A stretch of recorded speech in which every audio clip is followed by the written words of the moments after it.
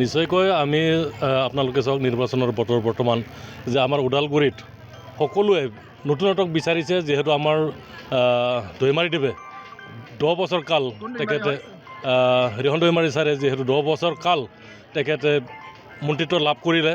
তেখেতৰ মন্ত্ৰিত্ব কালত আমি ওদালগুৰিত তেখেতৰ ঠিক এটা স্মৰণীয় আমি অনুষ্ঠান এতিয়ালৈকে আমি দেখিবলৈ পোৱা নাই। আৰু সকলোৱে নতুনত্বক বিচাৰিছে, যিহেতু দীপেন বড়ো আমাৰ জাতিৰ কাৰণে বা এজন শিক্ষকো আছিল। তেখেতে আমাৰ এই অঞ্চলৰ বা সমষ্টিটোৰ উন্নয়নৰ কাৰণে সকলো ৰাইজকে ভালকৈ কৈছে আৰু সকলোৱে বুজি পাইছে যে দীপেন বড়ো মানুহজন আচলতে কেনেধৰণৰ। আমি সেইফালৰ পৰা আমি ক'ব বিচাৰোঁ বা আমি জানো যে সকলোৱে জানে দীপেন বড়ো নিশ্চয় অসমৰ প্ৰত্যেকজন ৰাজনীতিবিদ লগত তেখেতৰ এটা ভাল সম্পৰ্ক আছে। ভাৰতৰ ৰাজনীতিবিদ লগতো তেখেতৰ এটা ভাল সম্পৰ্ক আছে।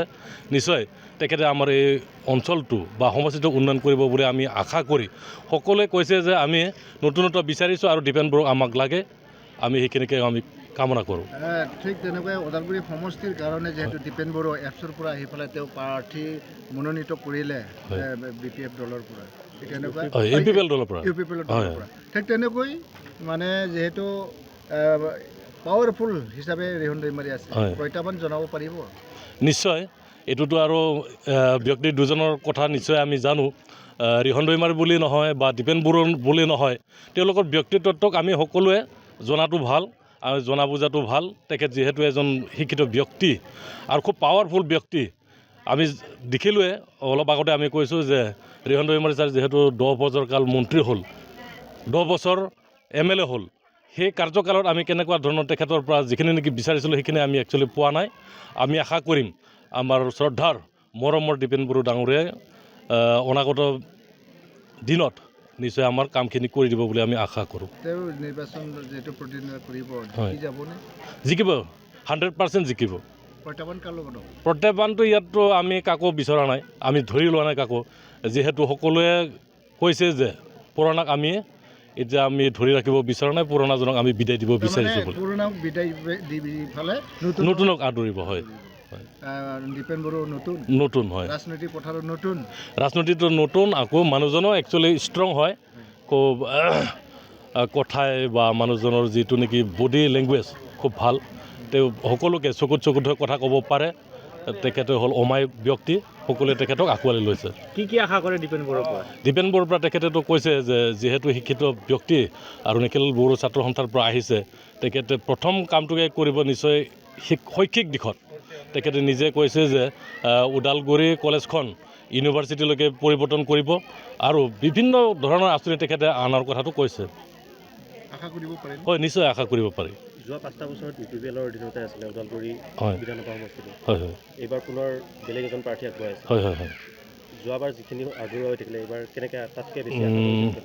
এইখিনিত আমি প্ৰাক্তন যিজন নেকি আমাৰ UPPLৰ বিধায়ক আছিল, তেখেতক আমি ধন্যবাদ জ্ঞাপন কৰিছোঁ। তেখেতে নিজ অন্তঃকৰণে তেখেতে পুনৰবাৰ ইলেকশ্যন নেখেলি আমাৰ দীপেন বড়ো ছাৰক টিকেটটো দিছে। এইটো ফালৰ পৰা আমি গম পাওঁ যে আমাৰ UPPL দলত নিশ্চয় বুজাবুজি এটা আছে আৰু সকলোৱে একেলগে কাম কৰিছে।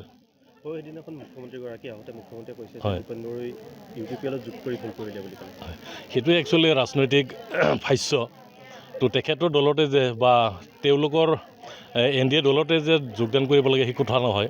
আৰু আমাৰ সেই প্ৰশ্নৰ উত্তৰত খুব সুন্দৰভাৱে কৈছে আমাৰ দীপেন বড়ো ছাৰে যে মই যি দলতে নাথাকক কিয়, এই অঞ্চলৰ উন্নতি হ'ব লাগে, এই অঞ্চলৰ কাম হ'ব লাগে। মই যি দলতে নাথাকোঁ মোক ৰাইজে আঁকোৱালি লৈছে, গতিকে মই নিশ্চিত মই জিকিম। এনেকুৱা অনুভৱ হৈছে নেকি BJP চৰকাৰৰ, যিহেতু BTRৰ পৰা বা BTCৰ পৰা ভাল লিডাৰ তেওঁলোকে ক্ৰিয়েট কৰিব পাৰে, যাৰ ফলত মানে দীপেন বড়োক তেওঁলোকে টানিবৰ কাৰণে ইচ্ছা কৰিছিল নেকি? এনেকুৱা কিবা অনুভৱ হয়? নাই, সেইটোও নহয় যে এজন ব্যক্তি যে গোটেই জীৱনটো ছাত্ৰ সংগঠনে কৰি থাকিব, সেইটোও নহয়। আমি প্ৰত্যেকে ৰাজনীতিলৈকে আহিব বিচাৰোঁ। BJPৰ যিটো ভাষ্য দিলে হিমন্ত বিশ্ব শৰ্মাই, যিহেতু তেওঁ দীপেন বড়োক BPFত নহয়তো BJPত যোগদান কৰিব লাগিছিল বুলি কৈছিলে, তেওঁলোকে নিয়াৰ চেষ্টা কৰিছিল নেকি বাৰু? বা তেওঁলোকে BJPত যোগদান কৰিলে ভাল পালে হয় নেকি? সেইটোতো নিশ্চয় কি বুলি কয়, ভাল মানুহ এজনক নিজৰ দলত নিবৰ কাৰণে এইটো প্ৰত্যেকেই বিচাৰে। তো সেইটো খুব ধন্যবাদ দিছোঁ আমি ওদালগুৰি সমষ্টিবাসীয়ে। দীপেন বড়ো ছাৰে যিটো নেকি আমাৰ UPPL দলত যোগদান কৰি বেলেগত ফালে যে নগৈ, যিহেতু নিশ্চিত UPPL দল জিকিব, সেইটো কাৰণে তেখেতে আমাৰ ফালে অহাটো আমি অন্তৰেৰে কামনা কৰিছিলোঁ।